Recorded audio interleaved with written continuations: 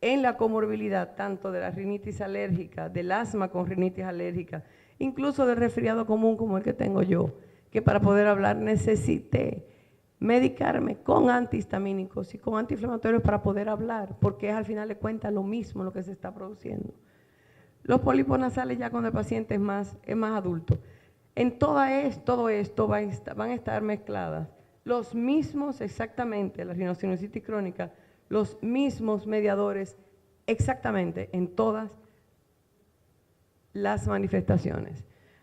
Lo mismo, la base de una fisiopatología común, las vías aéreas superiores e inferiores es continua, hay una relación fundamental entre un buen funcionamiento nasal y un buen funcionamiento bronquial. Histológicamente son prácticamente iguales, tanto la vía aérea superior como la baja, los mismos mediadores, las mismas células efectoras, mastocitos y eosinófilos, y sobre todo, que es lo impresionante, vamos a necesitar exactamente los mismos medicamentos para tratar al paciente con una afección alérgica superior de vías respiratorias superiores que vías respiratorias bajas. Exactamente los mismos medicamentos. El concepto de una vía aérea única donde los alergenos van a entrar y van a afectar no solamente la nariz sino el bronquio. Hay estudios muy bonitos que yo me parece que en alguna ocasión, en alguna conferencia se los entregué a ustedes, donde se colocaba alergeno, se colocaba polen de Bermuda, de grama, se colocaba en la nariz, con un espéculo se colocaba y se dejaban caer gotas con gránulos de polen y se registraba 12, 24 y 72 horas después si había algún efecto poniendo acá arriba el alergeno, y efectivamente posteriormente se hacía una broncoscopía dirigida y se tomaba entonces moco y muestras del tracto respiratorio bajo, y efectivamente el estímulo superior inducía cambios y liberación de mediadores en el tracto bajo. Igual se hizo al revés. Se colocó entonces el polen por broncoscopía directa abajo y se recogieron 72 horas después los mediadores a nivel de tracto respiratorio superior y eran presentes. Una vez inhalado, como les digo, va a ser lo mismo. ¿Qué hace en la nariz? Va a controlar la temperatura y la humedad ambientales. Al pasar por los cornetes se va a humidificar, se va a calentar y se va a filtrar para que llegue adecuadamente al bronquio y no lo agreda. ¿Pero qué sucede? Obviamente, si la nariz no funciona bien, el aire va a entrar por la boca sin ningún tipo de acondicionamiento y eso va a estimular directamente entonces nuestro bronquio. Por eso, ¿por qué entonces es esta diapositiva? Por la necesidad absoluta de no olvidarse de la nariz cuando su pacientito está apretado. El asma tiene una variabilidad enorme, enorme. Ustedes pueden tener un pacientito que puede hacer esto en un lapso de tiempo de meses o días. Ese pacientito puede estar en un nivel basal y puede entonces con un umbral de síntomas basal, pero va a ser un pacientito que puede disparar síntomas por ejercicio, por infección viral, que es el principal detonante de una crisis. El principal factor descontrolador de la estabilidad de un niño es una infección viral, la contaminación ambiental y, en segundo lugar, después de una infección viral como crisis aguda, la presencia de alergenos. Pero esta gráfica va a ser constante en la vida de un paciente fuera de control. ¿Cuáles van a ser los factores de alto riesgo para las sibilancias atópicas y a las no atópicas? En el caso de los pacientes que van a ser atópicos, la presencia de mascotas en la casa, la carga de endotoxinas. Las endotoxinas son bacterias que están en los perros, en los gatos, en las casas.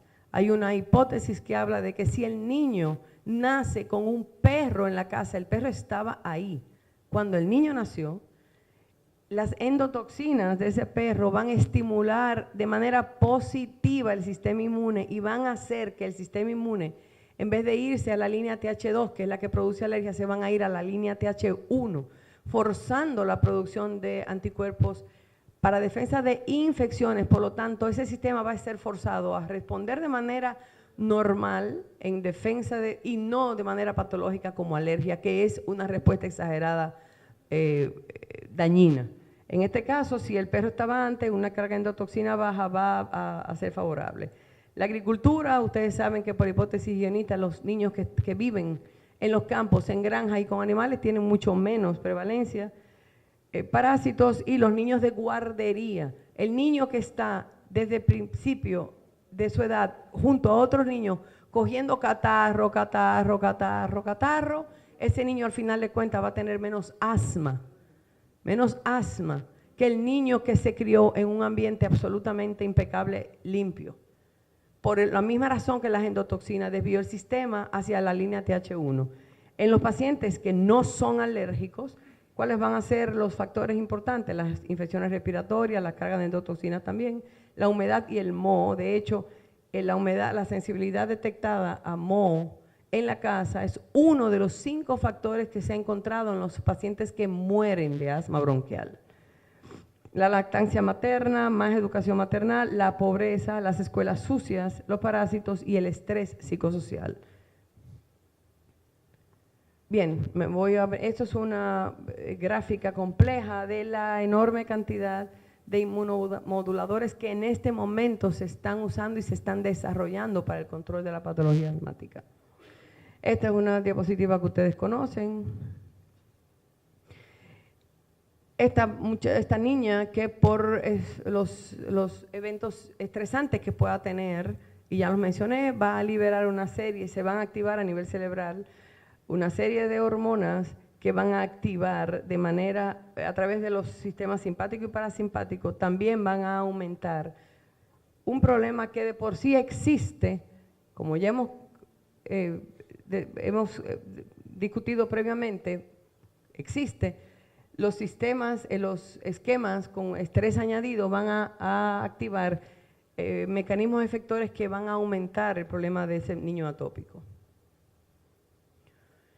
La hipertrofia de adenoides. ¿Quién de ustedes no ve todos los días? 2 o 3. Si tomo agua fría no hablo más nunca. Ya está caliente la cuerda vocal. Gracias. ¿Quién de ustedes no ve todos los días pacientes con hipertrofia de adenoides? Que ustedes la están viendo por clínica, ese chiquito que está roncando, que no respira bien en la noche, que tiene mal aliento, que no sale de una, que duerme con la boca abierta y en los casos extremos, que ya yo espero ver cada vez menos, con deformación de la arcada dental superior. Pues, ¿qué resulta? En niños menores de 4 años, la inflamación alérgica crónica de la vía aérea superior produce hipertrofia del tejido adenoide y amigdalino en más del 90% de los casos. Esta condición ha hecho que desde hace tiempo los otorrinolaringólogos, cuando van a indicar una resección de adenoides o de amígdalas, deben, y las sociedades internacionales de otorrino recomiendan la evaluación previa del alergólogo, porque si no se trata la condición alérgica de base, la recidivancia y el recrecimiento de ese tejido adenoideo es muy, muy alto. Obviamente la cirugía no va a ser exitosa. Las adenoides en su localización normal y obviamente constituyendo esta en la principal causa de visita a los consultorios de ustedes. El 80% de las exacerbaciones de asma se asocian con infecciones virales, el 60% de las infecciones van a ser por rinovirus, como el que me tiene a mí mal ahí hoy. Los pacientes asmáticos hacen infecciones mucho más severas por rinovirus que un paciente sano. Y los pacientes asmáticos hacen más síntomas, más disminución de función pulmonar y más hiperrespuesta pulmonar que la de un niño normal no asmático. Bien, ¿qué es esto? La broncoconstricción que es inducida por el alergeno y el ejercicio. El 70% de los niños y adultos con asma bronquial van a presentar lo que se llama broncoespasmo inducido por ejercicio, que es una entidad independiente donde por deshidratación de los receptores y de estimulación de los receptores beta agonistas por el aumento de frecuencia respiratoria se activan los receptores y se produce vasoconstricción. En los pacientes olímpicos, el nivel de broncoespasmo inducido por ejercicio es enormemente alto. De hecho, en las normas de medicación del Comité Olímpico Internacional está permitido De hecho, está permitido el Montelukast y de hecho están permitidos los rescatadores, los broncodilatadores rescatadores de acción corta por esto. ¿Por qué lo menciono? Van a ver más adelante, porque es una de las 4 indicaciones clásicas del uso de Montelukast desde la edad infantil. La liberación de cistenil-leucotrienos es la causa más importante de la broncoconstricción inducida por ejercicio. Es el chiquito de ustedes que va a la clase de fútbol, que juega pelota, que corre y que tose. No tiene que llegar a apretarse, ¿eh? No tiene que llegar a la emergencia.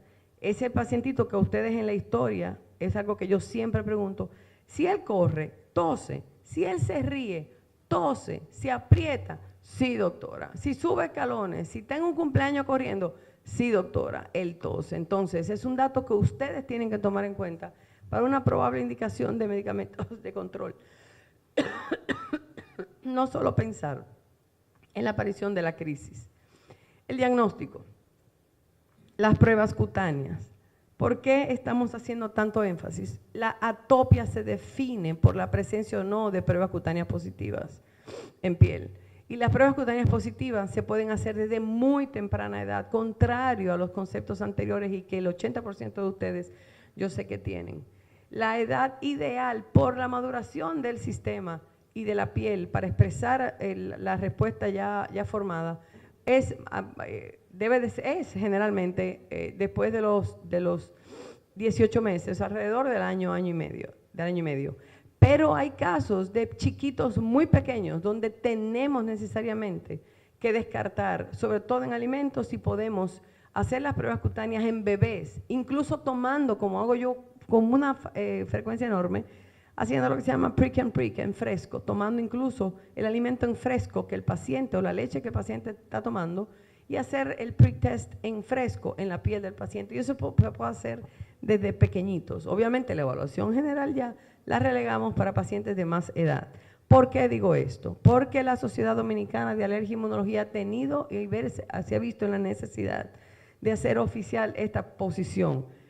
El diagnóstico es por casos que se están produciendo diariamente de diagnósticos erróneos y no aprobados por las entidades internacionales más importantes que tratan todo tipo de alergia, en el forzar la alergia a alimentos a través de 2 tipos de pruebas. Y entonces la sociedad, uniéndose a todas las sociedades de alergia del mundo, estableció también su posición oficial.